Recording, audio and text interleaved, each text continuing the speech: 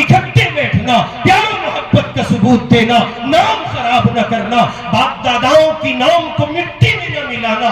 ہزاروں وصیتیں اور نصیحتیں ہیں جو کی جا سکتی ہیں، لیکن ایک ایسا انسان جو پیغمبر ہے اپنی زندگی کی آخری ان گھڑیوں میں ایک ایسا عظیم سبق یاد دلاتا ہے اور اپنی اولاد سے پوچھتا ہے، میرے بچوں میری زندگی کی آخری گھڑیاں ہیں، سنو میری پیٹھ زمین کو نہیں لگے گی، اس وقت تک میری پیٹھ زمین سے نہیں لگے گی جب تک تم یہ جواب نہ دے دو، ما تعبدون من بعدی، تم میرے بعد کس کی عبادت کرو گے؟ پوچھنے والا یعقوب ہے، اپنے آپ میں نبی ہے، اولاد نبی ہے، والد نبی ہے، خانوادہ نبوت کے فرد ہے، آخر ان کو کیا ضرورت تھی یہ اپنی اولاد سے پوچھتے۔ میرے بھائی اگر یعقوب بے چین ہو سکتے ہیں اور یعقوب اس کو ضروری سمجھتے ہیں تو آج ہندوستان کی زمین پر جہاں کفر سر چڑھ کر بول رہا ہے، اہل ایمان کی ذمہ داری ہے بار بار پوچھیں، صبح و شام پوچھیں،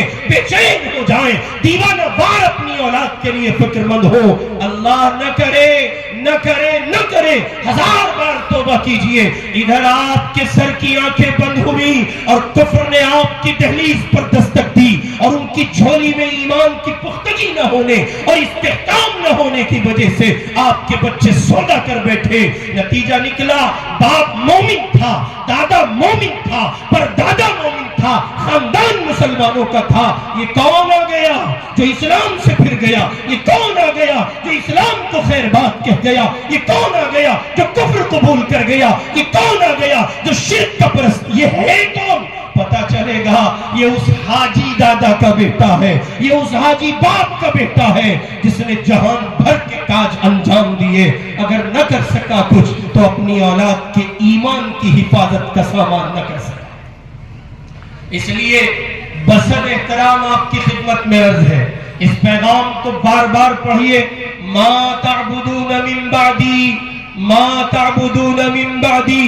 ظاہر ہے کہ وہاں جو جواب ملا تھا وہی ملنا تھا، وہ مومن تھے، مسلمان تھے، اہل ایمان میں صف اول کی جگہ پانے والے لوگ تھے، خانوادہ نبوت کے بچے تھے، انہوں نے جو کہا ان کو وہی کہنا تھا، نعبد الہک و الہ آبائک ابراہیم و اسماعیل و اسحاق الہا واحدا۔ لیکن سوال یہ ہے کہ میرے آپ کے بچوں کا کیا بنے گا؟ یہاں تو کھل کر کفر اپنی نمائش کر رہا ہے، یہاں تو شرک کا بول بالا ہے، کفر تھوک دینا چاہتا ہے، ایک خاص رنگ میں رنگ رہا ہے۔ اللہ کے بندو اعلان کرو، اپنی ایمانی حس کو بیدار کرو، حساس ہو جاؤ اپنی اولاد کے لیے۔ اللہ نہ کرے نہ کرے نہ کرے کہ وہ ظالم گھڑیاں میری آپ کی دہلیز پہ آن پہنچے کہ میرے آپ کے بچوں پر، ان کے ایمان پر ڈاکہ زنی سے کام لیا جائے۔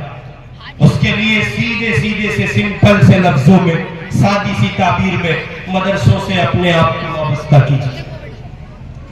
بہت سے ذہنوں میں یہ خیال بہت گردش کرتا تھا، اب کچھ کم کرنے لگا ہے، تصفیہ ہوا ہے، جب سے باطل مسلط ہوا ہے تو پچھلے 8-10 سالوں میں بہت کچھ چینج آیا ہے، بہت سے اذہان صاف ہوئے ہیں۔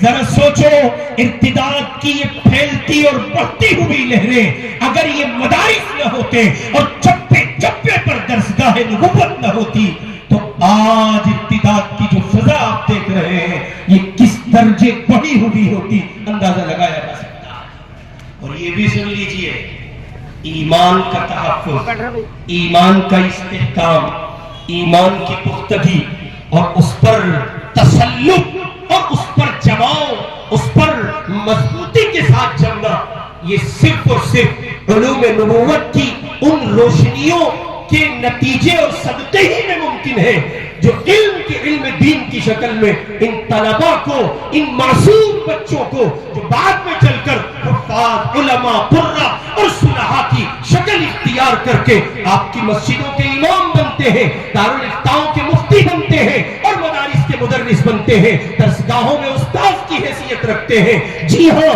اسی انہی علوم نبوت کی روشنی کے صدقے میں ممکن ہے یہ بات کہ ایمان کا تحفظ ہو سکے اور نسل نو کے ایمان کو بچایا جا سکے۔